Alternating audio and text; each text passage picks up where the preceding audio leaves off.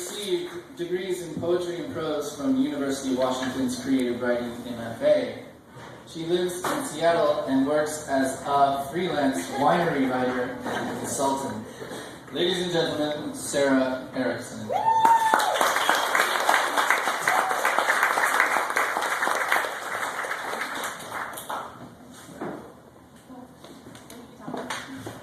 Welcome, everybody.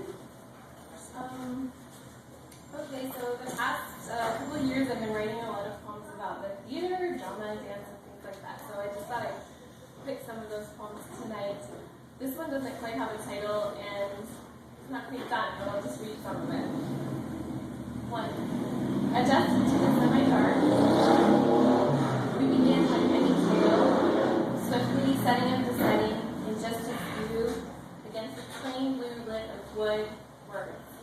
Observe for qualities, relationships. It's like a class without live accompaniment, a record. 2.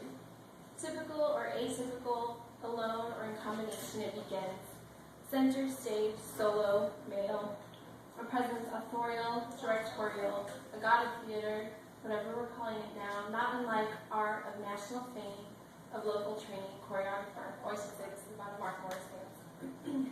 Marked like his, the dancer's arm directs with sprinkler militia diction, almost ridiculous, executing jetés. The choreographer, like the audience, about face, has given something up. 3. Emblems of conflict transition.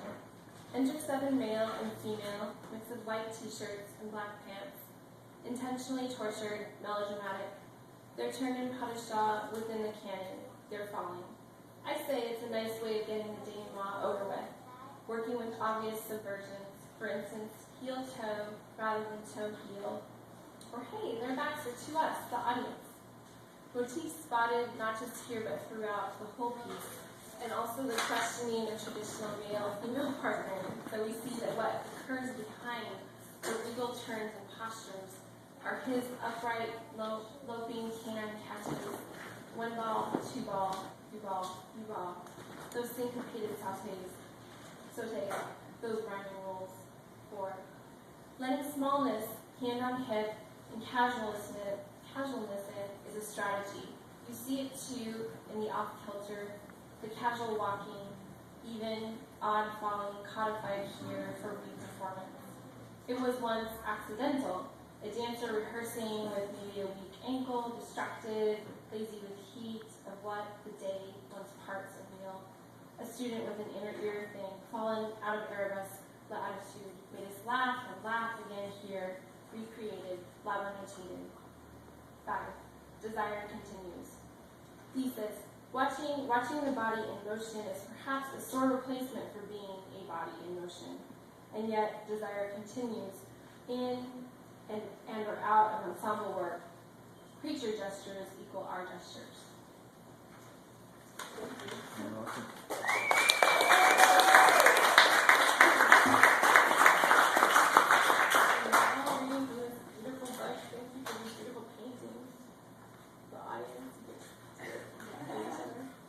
Art is a wish to split ourselves into 2 and 2 and 2. When you play with cards, you play it being a jack, a number, a knave, a queen. To be changeable in all things, yes, let's switch the cards. One also plays around a game changing. I went abroad, then home, then back. At all the sites we visited, I drew and wrote on the exact same artifacts, twice drawn to those church wall garments, just so arranged. I was quite sure twice they had inspired the maker of operation to make his game. When choosing features less specific, the easier to relate. Therefore, unsexed body, round-centered parts, a look of moderate outrage at the threat of an alarm. More than half the world has a head with that description. In the forgetfulness of the dream, there is no need to introduce oneself to the stranger. There is no need at all for reintroduction or self-portraiture, before falling in love, after at the moment of love. But had you thought, maybe I'd like to be a blonde for one. The next 2 poems are short, and they're both what I'm writing a bunch of sort of like monologues. I made myself inappropriately clear last night. You didn't ask for this, but I spoke my mind. A friend later said the dress was thin, showed outlines. Why I hadn't thought slip, I knew I might. I made myself inappropriately clear last night. We were driving somewhere, late, the first time you said it, to make me laugh. We're never gonna make it, you mock screamed. Argument averted, I knew what you had done for us. I did laugh, and mock screamed it, mocking terror of mock doom back.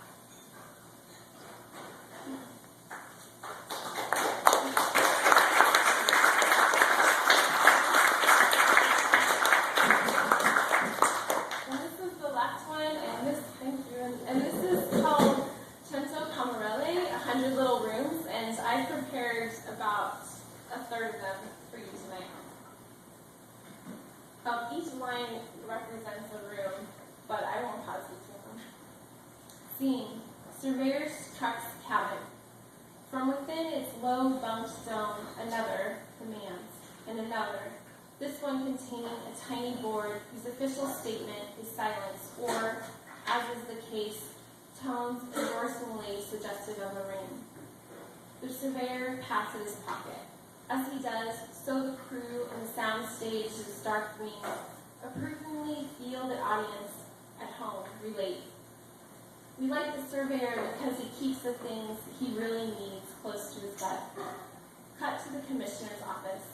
Beyond the words, no props or scenery will be supplied, as mine, a storeroom, contains whole library carols of what this seat of law and labor means.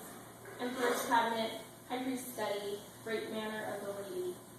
Only the wood surface rings change in direct pacekeeping contrast to the one-room hovels and caves styled and occupied by our hero extras, who the office surmises are actually the quote opposition, a league of decommissioners patronizing the spray paint cage only to stencil the town's herds and reshuffled addresses.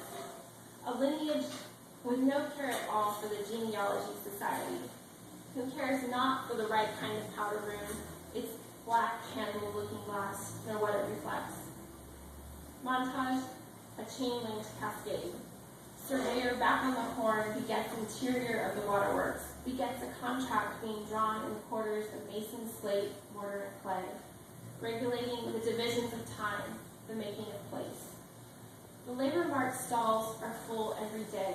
Here, the woodworker plies the piles. There, while the plumber peens, the painters prime, and the painters sing for a song of the tiler's luck, who need figurative rates for the trade bearers brings. Even as literal rates stand propped in the bronzeman's shop, ready to pattern over the earthen beds of seeds full bought at mamas and pops, whose establishment is as essential to any place as are the movers, matched to their movables, simply scans them, shuttling along points A through 300Z, shuttling like a Jenny's fingers, looming cards of peace with a larger tableau economy. Cards fluttering to rest on the stock market floor have also been dealt. Once over the shoulder, the ill-fitted clerk wagered a peek into the walk-in safe and was not caught. Indeed, most visions initially come cheap. Magic lantern, 5 upon entry, candlelit blessing to one's head, a few thin coins palmed to a plate. It takes only the foundation of poured and hardened candy to entice the children out of the nursery. They walk through the future walls, wheel the outline of non-existent heights. Oh, game room of fluid rules, where bare studs and beams become what once they were, a treehouse's inner chamber, where raw material dissolves into raw story, the thing handled exactly as a doll house's doll made, sticky and frequently lost. Thank you.